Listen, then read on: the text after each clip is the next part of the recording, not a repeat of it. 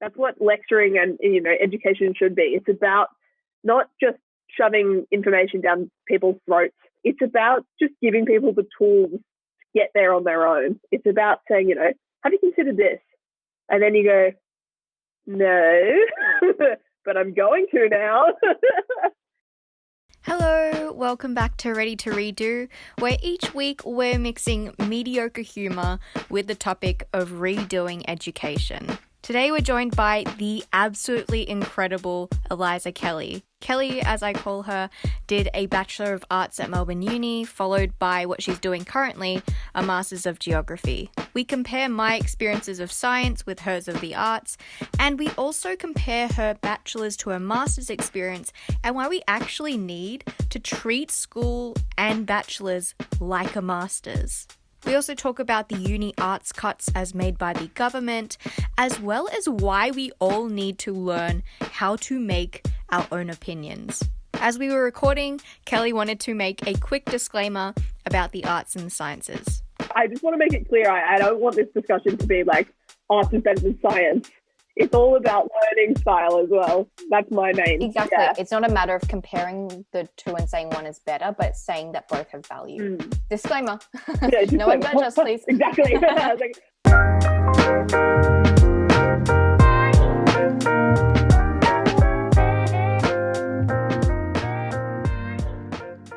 I met some really nice people, and for me that was probably the highlight of my uni experience, was meeting people and being able to, I also majored in quite specialised majors, so I did screen and cultural studies and I did geography.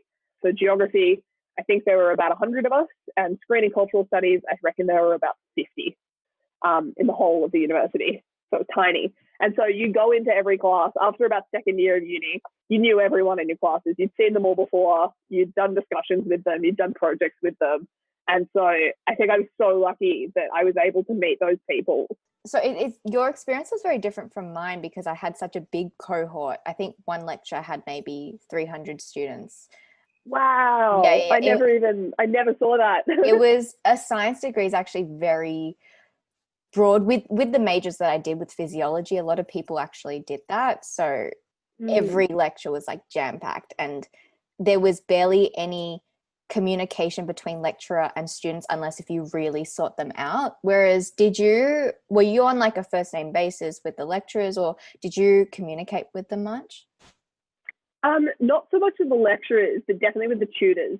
So I actually wanted to ask about your tutorial experience, because I know that there is quite a difference between arts and science tutorials, because I did a sneaky exchange with one of my friends. We did a week where we sat in on each other's classes, and she was doing science and I was doing arts. And it was weird. Wait. Because, in arts, like all of our tutes are just about having a chat. Like it's an hour of chat time. And you get in and they give you some prompts and you move into table groups and you chat about the prompts, and then you all share with the class your ideas, and you have the readings for the week. So they'll often like create some prompts around those. And so every week you'd kind of gravitate towards the same tables, or people that you'd had a good chat with last week. You might see them the next week and be like, sit down next to them. And so by the end of your semester, you kind of had these table groups that you had spent a whole semester talking with. So you got used to it. Whereas I found in the science tutorials, you do a lot of work. We don't do work. Yeah. Work does not exist in the arts. No. Well, tutes, I remember in first year biology and chemistry, you have a booklet of questions that you're supposed to have completed beforehand. And yeah, I know.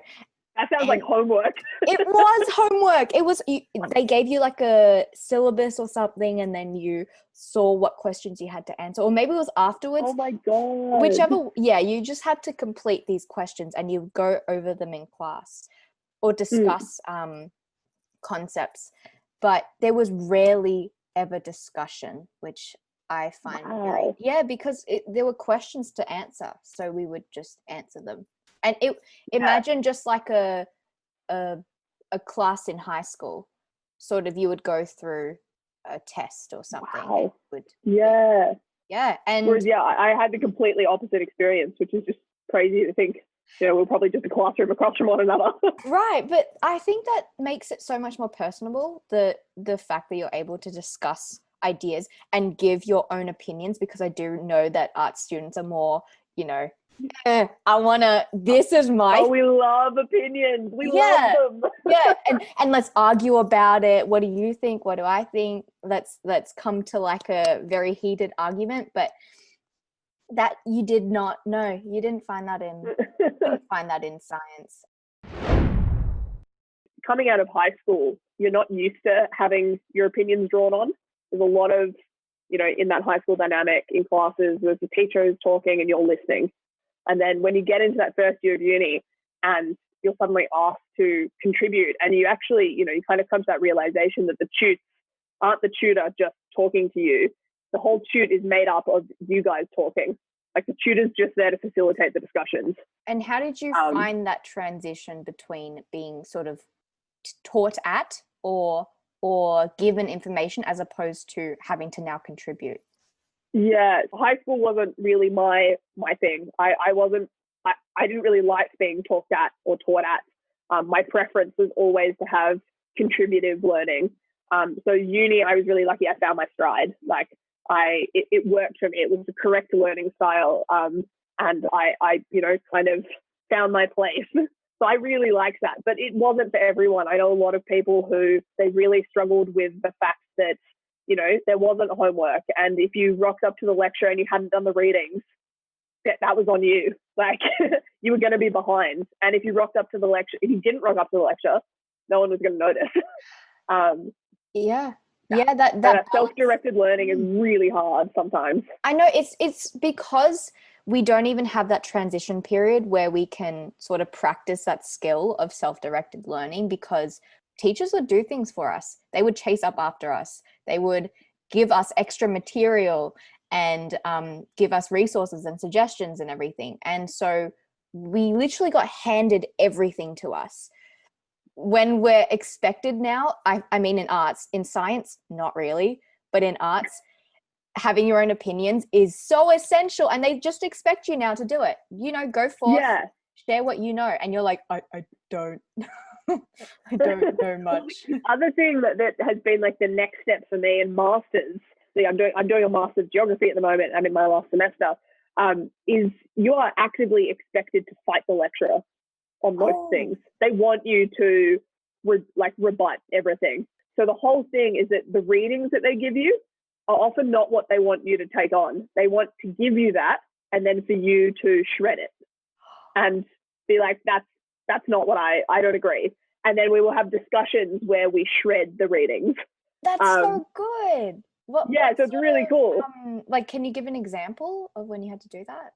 Yeah, so I'm doing a subject really at the moment on science communication, and it's about how we communicate scientific information to people in the hopes that it will result in a better engagement with the scientific community, and also scientific information, when we give it to people, we expect them to have a certain behavior change. Example of climate change, we're trying to communicate that information so that people will change their behaviors so that we can solve a problem, etc. So recently we did a reading on the best way to communicate science. And we did this whole reading about how the best way for scientific information to get into the community is to just educate people, make science compulsory at school, put science in the media, put science in industry, just put science everywhere, and then people will get it. And we did this reading and I was like, yeah, I mean, that makes sense. Like education is always good. I'm down with that. But I got into the tutorial and oh my gosh, we shredded this piece. We were talking about how it's actually, you can't just, information doesn't mean that people make better decisions. You can't just throw information at people and then expect them to think the same way that you do. It's actually about communicating. It's actually about how you transmit this information. It's about participating, getting people to actively participate in scientific research and in the scientific community, rather than just saying, I think science is good, you need to learn about it. And so I read this reading and I was like, yeah, that makes sense. And then we got into class and I was like, I stupidly was like, I really liked the reading. And then the tutor was like, no, you didn't. I was like, what? Well, like the thing is, you could like the reading, and I don't feel like it's fair to say, okay, no, you're not supposed to enjoy this reading at all. Like, as in you don't see any value in but it's just that it's not entirely fleshed out and there's more to it.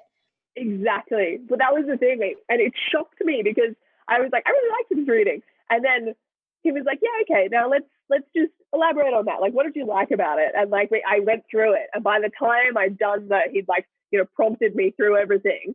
I was like, yeah, it wasn't that good. I don't agree anymore. Right. And then we spent a whole week just like shredding this piece of paper and talking about the alternate like points of view. And the lecturer will also throw you red herrings. He'll be like, I think this. And then he'll just stick it out there. And all of us will be sitting there like, I don't agree. And then none of us will like want to speak up, and we'll be like, hey, who's going to take it for the team? In school, because everything that they would give us was widely accepted, or it was seen as stuff that you weren't supposed to question because it was what we needed to know for VCE or whatever it was. And so you get really good at agreeing with things because what we're given is essentially raw, true knowledge. And then yeah, and so when your lecturer or your tutor gives you like all this information to sort of question, we're almost like, am I supposed to question it? Do I have the authority to do this? Like, this is a professional academic who's written this paper. Like, and I'm just a student. Like, do I have the authority to be like questioning this information? And at the end of the day, like it's really interesting reading these papers that are presenting scientific facts, and you get to sit down and be like, I don't like your methodology. I think you have used an incorrect sampling method, and I think you have actually biased your results and you're not admitting it. I did another subject at uni, which was all about the ethics of science, and not just like the ethics of, can we perform experiments on animals and what are the ethics behind that? It was the ethics of publishing papers. It was the ethics of funding behind papers, because a lot of papers, are funded by organizations who want you to write a stellar report on them. And it was, all about the ethics of, as people, scientists are people, you've written this, spent years writing this paper only to find out that your results are a little bit skewy. So do you forge the results to try and make it work? So we were taught how to find biases in papers and where to look for certain things that are often like kind of indicators that someone's doctored their results or someone who's done this in their method that has kind of messed with the paper. So they give you these kind of critical tools, and then they give you these papers, and you have to kind of sort out which ones are the ones that are legit and which ones are the ones that have been, doctored. Yeah, and I would consider it a skill to have an opinion. That is actually a skill, because again, we don't really develop it in school. Honestly, we don't. I actually we don't really think of it. Yeah, I was being nice there. I don't think we do. And you were not allowed to have an opinion at school, right? And then once you're expected to have an opinion, it's sort of like, I want to be accepted within this community of whatever it is, like classroom. So I don't want to say the wrong thing. What is the wrong thing, though? I think that even for me, the idea of giving my opinion without knowing what other people think is pretty scary, because then I'm like, oh, what if mine completely is contradicted by someone else's? What if I'm entirely wrong? So well, that's the confidence that you have to like get through, particularly in your first like year or two or three of uni, is a real barrier. And I've done it before where I've like, all right, I'm going to speak up. And I've said this thing and the tutor's been like, I don't think you did the readings. And I'm like, I don't think I did the readings either, but I was just trying something. And it's really awkward sometimes, but everyone has a laugh, and you can kind of, play it off. But it can be so intimidating in a classroom of 30 strangers to, be asked, okay, what do you think about this? And a lot of the time you really put yourself down and you don't trust your own opinion. You say, well, in my opinion, I mean, I don't have a lot of knowledge on this area, but I think at the end of the day, like, any thought you have is valid. It's all worth discussing. And it's also learning is being able to recognize and being able to change your opinions. So, you know, you might say, all right, I think this, and put it out there. And someone will be like, I actually think that's wrong because of this. And you go, good point. I think that's a really good point you've just made. Yeah. You can leave it at that. Oh, there was a good quote that, okay, the illiterate of the 21st century will not be those who cannot read and write, but those who cannot learn, unlearn, and relearn. That's awesome. It's like he just did a mic drop. This guy's from when was he born? He was born in 1928. Legend. Wow. Yeah. That's the other thing. I read another quote like the other day that just like blew my mind, which was all about, you know, when it's like 2 a.m., you're about to go to sleep, and then you remember something really cringy and embarrassing that you did, like in primary school or high school or whatever. But I read this thing about how doing that, like, don't feel guilty or cringy or embarrassed. Just think about how far you've come. So if you remember something that you said to someone and you regret it, and, you know, or you think about an opinion that you used to have and you regret it, don't regret it. Just think about the fact that you've learned and changed as a person. We should never devalue adult learning. We're allowed to have opinions that change, and it's completely acceptable to say that I was wrong. I've changed that opinion. You know, I learned. I unlearned what I previously held. I learned new information, and here I am. That's the thing that I think is the big thing about arts degrees is they teach you how to think. That's really what they do. Yeah. Is they teach you a way to critically think, and they can also give you the confidence to just back yourself in your opinions. Because recently, the Australian government announced that it was going to cut funding to arts and humanities degrees. I was going to ask you. Oh, I'm angry. Let's talk about this. I'm angry. Yep. Because, like, although, you know, we talk about how, you know, arts degrees don't lead to practical skills. There's the, like, running joke that arts degrees lead to being baristas, which is not always untrue. But the whole thing that an arts degree teaches you is how to think and how to be a global citizen, how to articulate yourself, how to have confidence in your writing skills, in your opinions, in your speaking skills. It just teaches you how to be a good thinker. And so I don't know how they think that's not applicable to business. That is a universal skill. It's applicable in every workplace. All of our prime ministers have arts degrees. You know, we've got Kevin Rudd, who was a Rhodes Scholar, like that kind of thing. I just find it crazy that we're defunding something that's just so essential to our society. I know. And it's that we view jobs as just the hard skill or the non-emotional side of things. So like business, you got to have business skills. But what is business skills? What is business? What are business skills? You have to interact with people. You have to know how to propose new ideas to people in the first place. Sure, you can know the structure of business and that sort of stuff and know how to run a business, but what about the human side of everything?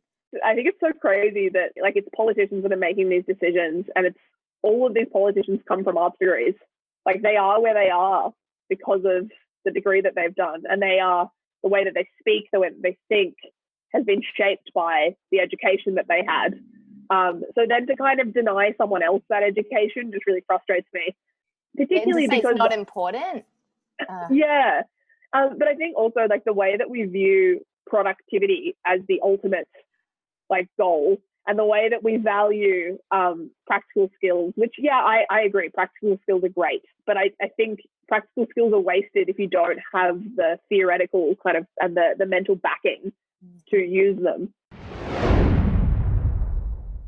Yeah, the university at the master's level makes it really compulsory to be able to communicate your field. At the end of the day, that is also, it is a benefit to the university because they want you to produce papers that are literate and they want you to produce papers that can communicate effectively. But I wish at the bachelor level, they actually took the time to help you to learn how to, you know, critically think and develop those opinions. Because at the end of the day, I do have, you know, critiques of the arts degree as well. I wish there were more practical skills in the arts degree because I feel like science is just, you get all these practical skills, but you don't get the theoretical backing. Arts, you just get the theoretical backing. I've done only 2 subjects at university that I would say gave me practical skills. And one of them I did at Deakin because I wanted to get some practical skills. Interesting. So what is considered practical skills within the arts? So for example, because I kind of sit in between the arts and the science, my 2 practical skills subjects that I've done is one, which is, it's called environmental impact environmental impact statements. So I've learned how to write those, and I've learned how to critique them. And those are just, every time a development wants to do anything, they have to write an environmental impact statement if you're going to develop something. And so I now know how to do that. And then the other practical skill subject I did was actually learning how to fly drones to map areas. So I did a drones course at Deakin. I learned how to do topographic mapping of different areas to like look at erosion on beaches, so you can make different maps, that kind of stuff. But I would call those probably my only 2 practical skill subjects. The rest is, I've done a lot of learning. I can tell you a lot about water politics in China. I can tell you a lot about bushfires in Victoria. But practically, I don't know what I could offer to a workplace. Well, I don't know what I could.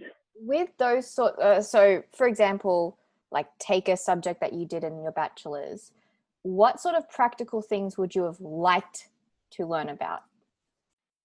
That's a really good question. I think I would have liked to have done some kind of stuff like I did in my master's, with like learning how to write papers that businesses are looking for, or learning how to write certain reports, learning how to edit documents, learning how to, because that's where my arts degree is going to lead me probably. I've got all these skills for writing and report making through my, innately through doing an arts degree. I'd really like to have learning how to practically apply my art skills into an administrative role in a workplace or into, anything. And also I think getting a better understanding of what roles I could go into. Like you kind of get to the end of an arts degree and, I did screen and cultural studies and geography. Like from that, and I can make documentaries about nature, but that's the only thing I could think of that like combining the 2. I have no idea where that could lead me. I wish I knew my own value, because I don't know like what I can offer to a workplace. I like to think I can articulate myself, but I don't know how a workplace would utilize that. It's about sort of that empowerment. Like I don't really know my own value. So how am I supposed to market myself to a workplace to say I'm valuable? It's about doing more degrees. You do a bachelor's, you do a master's, you do a PhD, you become a postdoc, and you write papers. But then what then? Because you know what? It's bachelor's used to be rare. Now it's not. Master's used to be rare. Now it's not. PhDs are becoming, like it's a younger age group who are starting to do PhDs. Yeah. Where do we go on from here? It's, transcripts aren't the be all and end all anymore. Academia is kind of a job field in its own right, because academia is about contributing to research. That in itself has its own merit. But I think where we're at the moment with the degree that, Melbourne Uni particularly is offering, it's kind of streamlining you towards that. And it's a really inaccessible field. Not everyone can do a PhD. Not everyone should do a PhD. Not everyone can do a master's, nor, everyone shouldn't do a master's. The fact is there aren't that many positions available in academia. But when you're trading up a bachelor course of 14,000 students, a year in arts, and you've only got, 3 postdoc positions available, like you've got to kind of meet somewhere in the middle. There has to be some kind of substitute in there to where are the other 13,997 people going to go. Hope you're enjoying this episode. Now on to the last part of our conversation with Eliza Kelly. Interesting with the perspective from masters now. Bachelor's now feels like high school to me, where I was just kind of like walking around and the lectures would teach me things and I'd, go do things. And now, in my master's, I have an office at the university now, and my office is next to, my lecturer's office. What? And, I go to the staff room and have coffee, and I feel like I'm an imposter because I'm just a student. Right. But we have our own building, and we have, meetings that are just organized. Like, we had a whole school geography. We had a whole school meeting the other day where we have one every Thursday on Zoom where we talk about the faculty and what's happening and that kind of stuff. Huh. So you get included. And I think that's the big thing, is just being included in everything. And like, to be given autonomy as well, and to be respected with what you have to offer. Exactly. And, I just did a subject 2 weeks ago. It was an intensive. And we got to the end of the subject and he was like, so when do you guys want the assignment to be due? And we were like, I'd like a week to write it, and then I'd probably like another week to edit. So, can we make it 2 weeks from now? And he was like, yeah, cool, I'll set the date then. And then he's like, and for the final assignment, when do you guys think you'll be able to get that to me? It wasn't like you're doing this and it's due now. Yep. We also wrote the question together because, he'd written the question for the first essay. And he was like, what do you guys think about that? And we're all like, I don't know, I feel like I would like to talk a bit more about this because, you haven't left us a lot of word count for this section. He was like, good point. What about this? And we were like, I think I'd like to do a bit more analysis rather than, and he was like, cool, okay. And so we worked on that together, because we all know how the marking scheme works and what he's assessing us on. So we personalized it in a way that we could all answer it. Right. Which is the first time I've ever done that. But I was like, this is the way. Yeah. I actually talked to also who was on this podcast called Rick, and he was a uni professor, an arts uni professor. Oh, wow. And he emphasized the idea of collaboration with students and getting them in with the process he actually let them grade themselves at the end. That's so cool. It was really cool. He made them give themselves an A. So at the very start of the course, it was, what does an A look like to you? So for example, I've never been able to finish an assignment on time. It's been so damn hard. I always procrastinate. My A would be, I would be able to have a decked out essay by this time, and I would be so, so happy because I've never done that before. Yeah. As opposed to another student who, I think an A for me would be 3 essays, blah, blah, blah.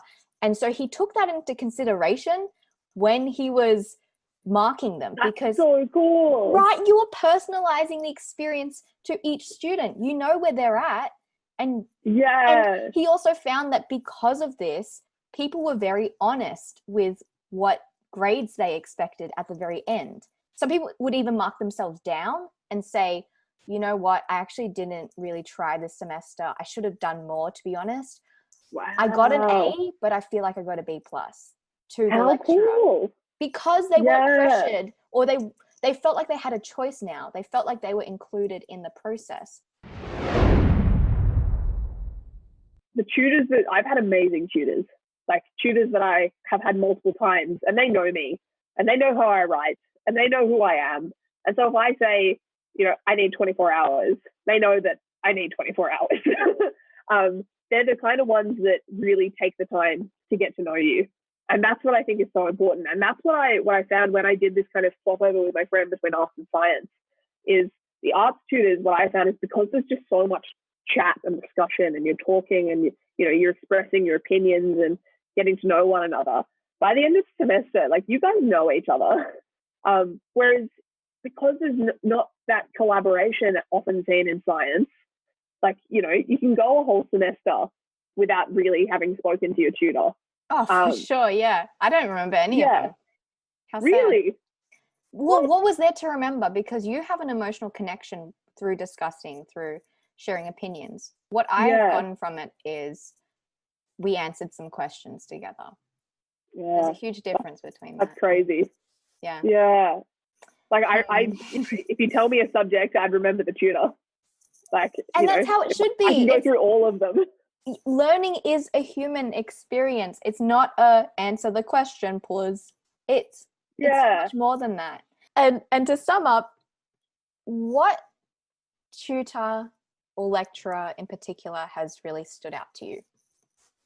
I had this tutor, her name is Eliza, and I've had her 3 times now. And she's so engaging. She was really interested in all of us as people. She knew all of our names. And she facilitated these discussions where it wasn't just about her like speaking at us.